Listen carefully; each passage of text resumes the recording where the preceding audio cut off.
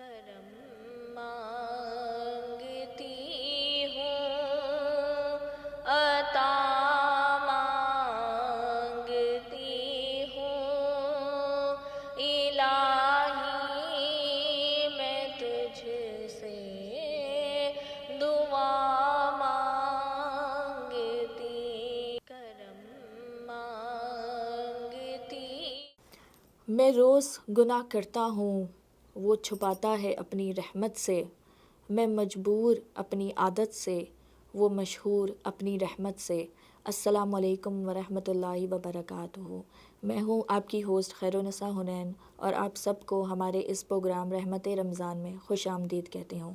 خواتین و حضرات، جیسے کہ آج کل ہمارا رمضان المبارک بابرکت مہینہ ہے اور یہ اپنے اختتام کے جانب رواں دوا ہے، اور اسی طرح سے ہمارا رمضان نکل جائے گا فاسٹ کوئک، ہمیں پتہ بھی نہیں چلے گا۔ تو ہمیں زیادہ سے زیادہ اس مہینے میں عبادات کرنے کی ضرورت ہے، اور اس سے زیادہ ضروری یہ ہے کہ ہم اپنی عبادات کو جو ہے وہ کس طرح سے پرفیکٹ کر سکتے ہیں۔ چھوٹی چھوٹی غلطیاں ہیں جو ہم نماز میں کر لیتے ہیں، افطار میں کر لیتے ہیں، سحری میں کر لیتے ہیں۔ تو آج کا ہمارا جو یہ پروگرام ہے، ہم انہی غلطیوں کی رہنمائی کریں گے اور انہی کو سمجھنے کی کوشش کریں گے۔ اسی حوالے سے ہمارے ساتھ بہت ہی پیاری گیسٹ موجود ہیں، ڈاکٹر عاصمہ بنت شمیم صاحبہ، جو کہ ہماری اس حوالے سے رہنمائی فرمائیں گی۔ جی ڈاکٹر عاصمہ، کیسی ہیں آپ؟ السلام وعلیکم علیکم۔ السلام ورحمۃ اللہ، میں ٹھیک ہوں الحمدللہ۔ ڈاکٹر عاصمہ، میرا سوال آپ سے پہلا یہ ہے کہ ہمیں افطار جو ہے کس طرح سے کرنا چاہیے، ہماری کیا تیاریاں ہونی چاہیے افطار کے حوالے سے؟ بہت اچھا امپورٹنٹ سوال ہے، کیونکہ یہ تو ہمارے لیے ایوری ڈے کا ایک ایشو ہے۔ تو افطار کے ٹائم کے لیے رسول اللہ صلی اللہ علیہ وسلم کی جو سنت تھی وہ یہ تھی کہ رسول اللہ صلی اللہ علیہ وسلم صرف فریش کھجور سے اپنا روزہ افطار کرتے تھے۔ اگر فریش کھجور نہیں اویلیبل ہوتی تھی تو ڈرائی کھجور سے، اور اگر ڈرائی کھجور نہیں ہوتی تھی تو پانی سے۔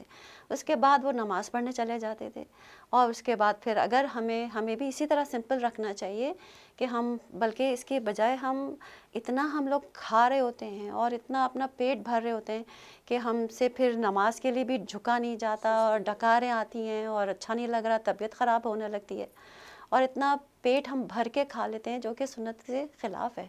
تو یہ رمضان کا جو مہینہ ہے، اس کو ہم فاسٹنگ کے بجائے ہم نے اس کو فیسٹنگ بنا لیا ہے، کہ ہم اس کو فوکس ہمارا کھانے پہ ہو گیا ہے، بجائے اس کے کہ یہ مہینہ ہمارے لیے تقوی کے لیے ہم کوشش کریں کہ اللہ تعالیٰ فرماتے ہیں یا ایھا الذین آمنوا کتب علیکم الصیام کما کتب علی الذین من قبلکم لعلکم تتقون، کہ اے ایمان والو، تمہارے لیے یہ رمضان کا مہینہ فرض کر دیا گیا جس طرح سے تم سے پہلے لوگوں پہ کیا گیا تھا، لعلکم تتقون، کہ تمہیں تقوی ملے۔ تو ہمیں اپنے آپ کو ایسا کرنا ہے کہ کھانے کی فوکس کی بجائے ہمیں اللہ کی اطاعت کی طرف، عبادت کی طرف، اپنے آپ کو کیسے ہم امپروو کریں، کس طرح ہم اپنا ریلیشن شپ اللہ سبحانہ تعالیٰ سے بہتر بنائیں، اس کی ہمیں کوشش کرنی ہے۔ اور اگر ہم کھانے کی طرف فوکس رکھیں گے تو پھر عبادت کی طرف فوکس نہیں جائے گا۔ بالکل بالکل، اس حوالے سے میں یہاں یہ کہنا چاہوں گی کہ اگر ہم مسجد میں جاتے ہیں افطار کے لیے تو میرے خیال سے وہ زیادہ بیٹر ہے، کیونکہ وہاں پہ افطار میں جو ہے جسٹ فروٹس ہی پرووائڈ کیا جاتا ہے، اس کے بعد مغرب کے بعد جو ہے وہ ڈنر شروع ہوتا ہے۔ عموماً ہم گھروں میں ایسا کرتے ہیں کہ جو ہے وہ زیادہ مقدار میں چیزیں بنا لی، پکوڑے بھی بن رہے ہیں، رول بھی بن رہے ہیں، اور اس چکر میں ہم لگے رہتے ہیں کہ جلدی سے ہم کھا لیں۔ حالانکہ دیکھیے، آپ کی بات میں کاٹ رہی ہوں کہ جبکہ رسول اللہ صلی اللہ علیہ وسلم نے فرمایا کہ جو 3 لوگ ہیں جن کی دعا کو رد نہیں کریں گے اللہ سبحانہ تعالیٰ، اور اس میں ایک وہ ہے جو روزے دار ہے، روزہ کھولتے وقت۔ تو یہ جو ٹائم ہے ہمارے لیے تو دعا مانگنے کا ٹائم ہے، بجائے اس کے کہ ہم گرم گرم پکوڑے تل رہے ہوتے ہیں اور ہم چاہ رہے ہوتے ہیں کہ ہمیں سموسے گرم مل جائیں، اور سب اپنے حصے بنا رہے ہوتے ہیں اور پانی اور شربت اور سب ڈال رہے ہوتے ہیں۔ اس کے بجائے اگر 10 منٹ پہلے تیاری کر کے بیٹھ جائیں اور پھر اس وقت ہم اطمینان سے دعا مانگیں، اور یہ ٹائم اللہ سبحانہ تعالیٰ ہماری دعا سن رہے ہیں، ہماری دعا کو رد نہیں کریں گے۔ سبحان اللہ، کون کہہ رہا ہے؟ اللہ کا رسول صلی اللہ علیہ وسلم، ان کی بات تو 100% ٹھیک ہے۔ تو جب وہ کہہ رہے ہیں تو ہمارے لیے یہ پرفیکٹ ٹائم ہے کہ ہم جو بھی ہمارے مسئلے ہیں، ہمارے ایشوز ہیں، ہر ایک کے زندگی میں ہوتے ہیں، اس ٹائم پہ ہم مانگیں، اور ہم اللہ تعالیٰ سے تقوی کی دعا مانگیں اور اطاعت کی دعا مانگیں، اور یہ دعا مانگیں کہ اللہ ہمیں اور توفیق دے کہ ہم اپنے آپ کو امپروو کر سکیں۔ تو یہ جب ویلیوبل ٹائم ہے نا، یہ اس کو ہمیں فوکس عبادت کی طرف رکھنا ہے۔ بالکل۔ ڈاکٹر عاصمہ، ہم روزہ تو بہت ہی زیادہ اہتمام سے رکھتے ہیں اور ساری تیاریاں بھی کرتے ہیں، اور نماز ہم جو ہے وہ اسکپ کر جاتے ہیں اکثر، تو اس حوالے سے کیا کہیں گی؟ جی، یہ بھی ایک بہت کامن ایک ایشو ہے جو کہ بہت امپورٹنٹ بات ہے. نماز جو ہے نا روزے سے پہلے ہے. رمضان میں نماز ہو یا رمضان کے باہر، 5 وقت اللہ سبحانہ تعالیٰ نے جو ہمیں سب سے امپورٹنٹ چیز بتائی ہے وہ نماز ہے. اور نماز ایک ایسی چیز ہے جو کہ سبحان اللہ ہمارے لیے اللہ کی اطاعت کی پریکٹیکل امپلیمنٹیشن ہے. اگر ہم کہتے ہیں کہ ہم لا الہ الا اللہ، ہم کہتے ہیں اللہ سبحانہ تعالیٰ ہمارے رب ہیں، تو اس کی جو پریکٹیکل امپلیمنٹیشن ہے اللہ تعالیٰ کو ہم پریکٹیکل کر کے کس طرح دکھائیں گے؟ وہ نماز سے دکھائیں گے. اگر ہماری نماز نہیں ہے تو پھر کوئی فائدہ نہیں ہے، کیونکہ جب ہم اللہ تعالیٰ کے پاس جائیں گے سب سے پہلا سوال نماز کا ہوگا، فرائض کا ہوگا، اور اس میں سب سے پہلے فرائض میں سب سے پہلے نماز. اور رسول صلی اللہ علیہ وسلم نے فرمایا کہ اگر اس کی نماز ٹھیک ہوگی تو پھر آگے بات چلے گی، اور اگر نماز ہی ٹھیک نہیں ہے تو بات وہیں ختم ہو جائے گی. تو اٹس ریئلی امپورٹنٹ. اچھی بات ہے کہ روزہ رکھیں، لیکن ایٹ دا سیم ٹائم ہم اس مہینے کو یوز کریں تاکہ ہم اپنے ایک ٹریننگ، ایک تربیت اپنی کریں کہ ہم ریسٹ آف دا ایئر بھی نماز اسی طرح ریگولرلی پڑھیں گے. اور روزہ تو ہم نے الحمدللہ رکھا ہے، لیکن اس کے ساتھ نماز کا بھی اہتمام ہمیں بہت امپورٹنٹ ہے کہ ہم کریں. تو یہ ہمارے لیے بہت ضروری بات ہے. بالکل. سحری کے حوالے سے آپ سے سوال کرنا چاہوں گی کہ دوران اذان اگر ہماری آنکھ لیٹ کھلی ہے تو کیا ہم دوران اذان، جو فجر کی اذان ہو رہی ہے، اس دوران ہم کھا پی سکتے ہیں؟ جی، اگر رسول اللہ صلی اللہ علیہ وسلم نے فرمایا کہ اگر کسی کے ہاتھ میں کچھ گلاس یا کوئی چیز ہے، کوئی ویسل ہے، اور اگر اس کو اذان کی آواز آتی ہے تو اس کے ہاتھ میں جو ہے اس کو نہ رکھے جب تک کہ وہ اپنا اس کو پی نہ لے یا ختم نہ کر لے. تو لیکن یہ اس کا مطلب یہ نہیں ہے کہ میں اطمینان سے پیٹ بھر کے کھا چکی ہوں اور پھر میں دوسرا کپ چائے بھی بنا لوں کیونکہ ابھی تو اذان ہی ہو رہی ہے. یہ چیز ہم نہیں کر سکتے. لیکن اگر ہماری دیر سے آنکھ کھلی ہے تو ہمیں اجازت ہے کہ جلدی سے ہم اذان کے دوران، جب تک اذان ہو رہی ہے، جلدی سے ہم اپنا جو بھی ہمیں کھانا ہے، دوا لینی ہے، کچھ آدھا گلاس دودھ پینا ہے، کچھ اس کو ہم استعمال کر سکتے ہیں اور کھا سکتے ہیں اس ٹائم پہ. بالکل. میرا اگلا سوال اعتکاف کے متعلق ہے. خواتین کیا گھر میں اعتکاف کر سکتی ہیں؟ تو میجورٹی آف دا علماء کی اوپینین یہی ہے کہ اعتکاف جو ہے، چاہے وہ مرد ہو چاہے وہ عورت ہو، وہ صرف مسجد میں ہے. اور اس کا کیا پروف ہے؟ وہ یہ ہے کہ جب رسول اللہ صلی اللہ علیہ وسلم کی ازواج مطہرات تھیں، جب وہ رسول اللہ صلی اللہ علیہ وسلم کے ساتھ اعتکاف کرنا چاہ رہی تھیں تو انہوں نے مسجد کے اندر اپنے خیمے بنا لیے. رسول اللہ صلی اللہ علیہ وسلم کو یہ بات پسند نہیں آئی تو انہوں نے ان کو منع کر دیا، تو انہوں نے پھر اپنا اعتکاف ختم کر دیا. اگر گھر کے اندر اعتکاف الاؤڈ ہوتا تو پھر وہ ختم ہونے کا پھر سوال نہیں تھا، رائٹ؟ پھر وہ اپنے گھروں میں جا کے اعتکاف کر لیتی. لیکن اس سے ہمیں پتہ چلتا ہے کہ مسجد میں ہی صرف اعتکاف ہے. لیکن اس کا مطلب یہ نہیں ہے واٹ اباؤٹ پھر وہ عورتیں جو گھر میں ہی رہ سکتی ہیں؟ تو اللہ سبحانہ تعالیٰ آف کورس الرحیم اور الکریم ہیں. تو اللہ سبحانہ تعالیٰ اس کی جو نیک نیت ہے اور جس طرح وہ عبادت کرنا چاہ رہی ہے عورت، اگر گھر میں ہے تو بے شک اس کا اجر تو ضرور اللہ تعالیٰ دیں گے. لیکن جو سنت سے جو اعتکاف ہے، جو سنت سے جو ہمیں پروف ہے، وہ یہ ہے کہ صرف مسجد میں ہی اعتکاف، جو سنت اعتکاف ہے وہ مسجد میں ہی ہوگا. لیکن جو گھر کے اندر آپ عبادت اگر کر رہی ہیں تو آف کورس اس کا تو اجر اللہ تعالیٰ آپ کو ضرور دیں گے. لیکن کیونکہ گھر کے اندر وہ پراپر اعتکاف نہیں ہے تو ایک کونا نہ بنایا جائے. جی نہیں، اگر بناتی بھی ہیں تو دیٹس ناٹ ریئلی اعتکاف، کیونکہ اعتکاف جو ہے وہ مسجد کے اندر ہے.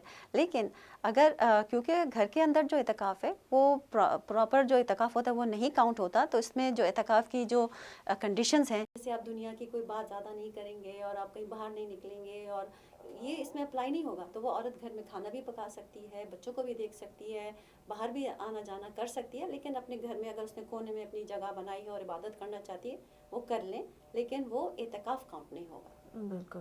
بہت بہت شکریہ. یہاں چھوٹا سا بریک لینے کا وقت ہوا ہے. ملتے ہیں ایک چھوٹے سے بریک کے بعد. دیکھتے رہیے دیسی T V USA.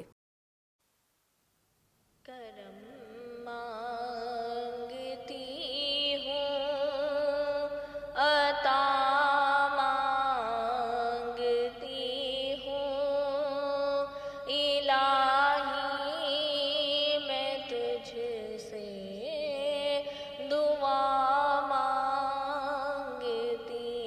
Welcome back. آپ دیکھ رہے ہیں ہمارا پروگرام رحمت رمضان. اس نے کہا وہ صبح سے توبہ کرے گا، وہ سویا اور پھر اس کی صبح ہی نہ ہوئی.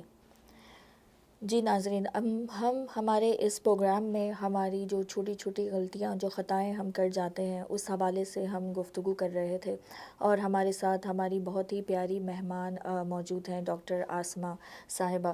جی عاصمہ، تو ہم بات کر رہے تھے اعتکاف کے حوالے سے، تو کیا 3 دن کا اعتکاف بھی کیا جا سکتا ہے یا 10 دن کا کرنا ہی ضروری ہے؟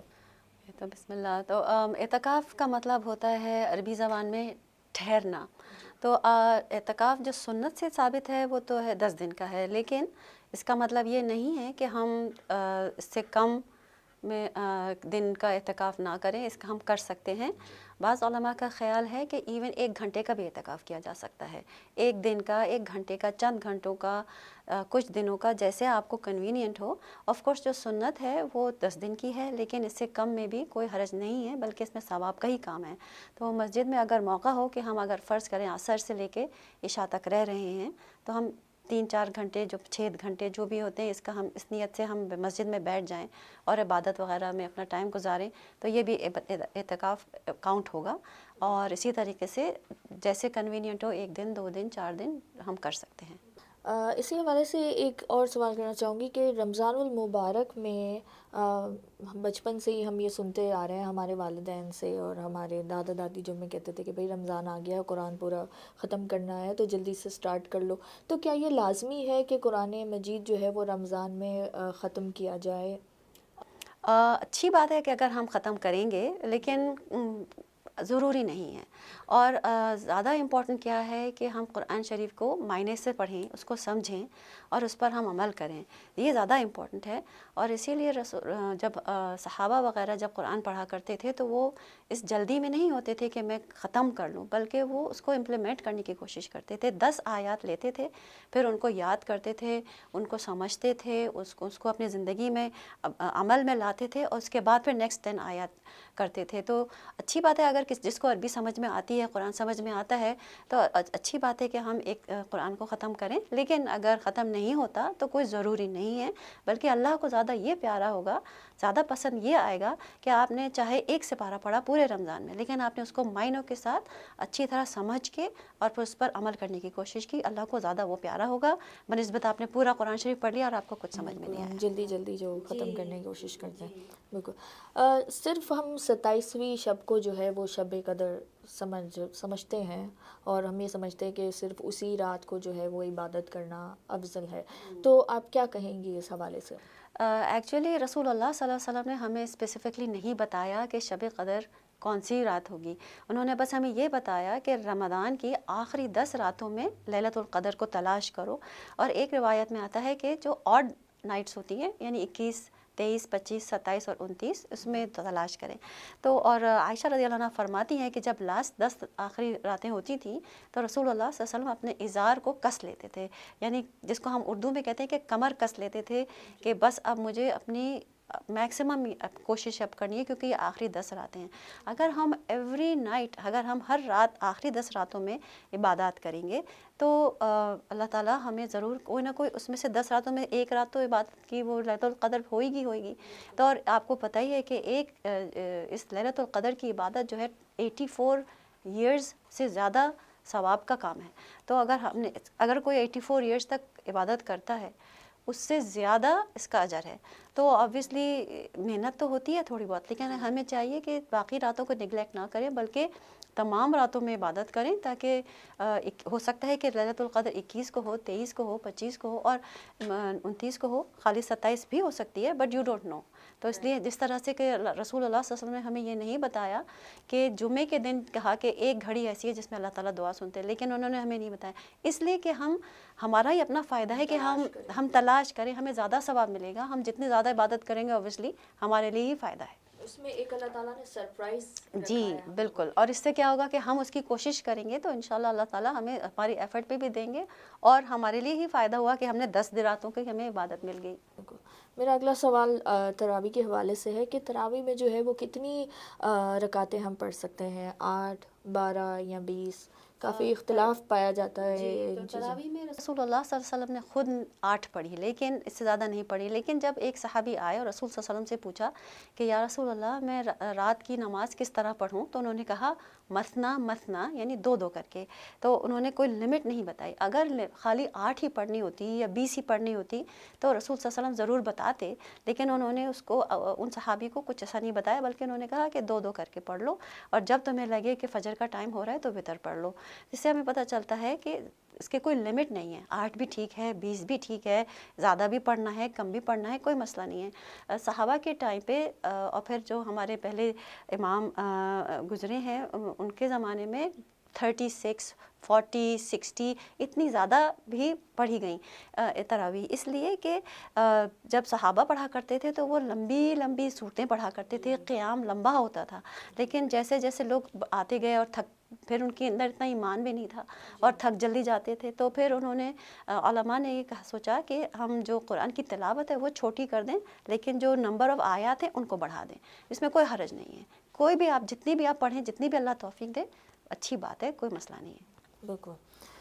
تو یہیں پر ہم اپنے پروگرام کا جو ہے وہ اختتام کرتے ہیں. بہت بہت شکریہ ڈاکٹر آسمہ بنت شمیم, آپ کا یہاں آنے کے لیے. آپ نے اپنا قیمتی وقت نکالا اور ہماری جو ہے وہ رہنمائی فرمائی. اتنے بہت کامن کوشچنز ہیں خواتین و حضرات جو ہم روزمرہ کی زندگی میں بھی اگر ہم دیکھا جائے, نماز کے حوالے سے ہم نے جو بات کی, ہم غلطیاں کر جاتے ہیں, اور بہت اچھی ہماری رہنمائی فرمائی ڈاکٹر آسمہ صاحبہ نے.